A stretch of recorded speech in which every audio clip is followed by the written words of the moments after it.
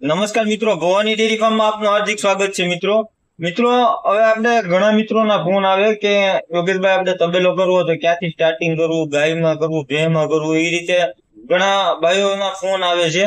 તો મિત્રો, હવે હું તમને એક આજે એસબ ગાયની માહિતી આપા કે કઈ રીતે આપણે કેટલું દૂધ આપે, કેટલું બેનિફિટ છે ને શું છે, ને આપણે હાસી માહિતી દે, ખોટા ફાકા નહીં મારીએ. તો મિત્રો, આપણે આને છે ને 14 લીટર દૂધ છે.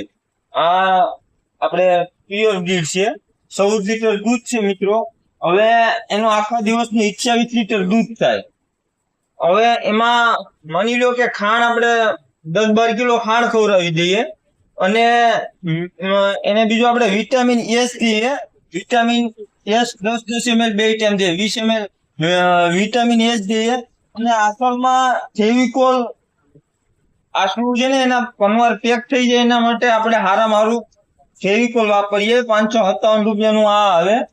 એટલે બધો ખર્ચો આપણે કાઢતા, નિરણ તોડવાનો બધો ખર્ચો કાઢતા આપણે ઈ ગાયમાં 500 રૂપિયા જેવું આપણે નફો રહે.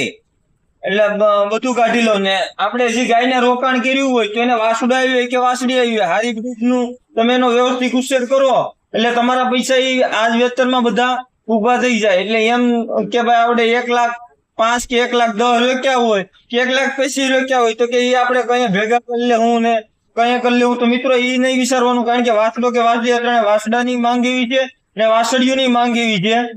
બને ત્યાં સુધી કોઈ દેતું જ નથી. પણ હારો તમે વ્યવસ્થિત ઉછેર કરો તો તમને એક જ વેતરમાં વસૂલ થઈ જાય.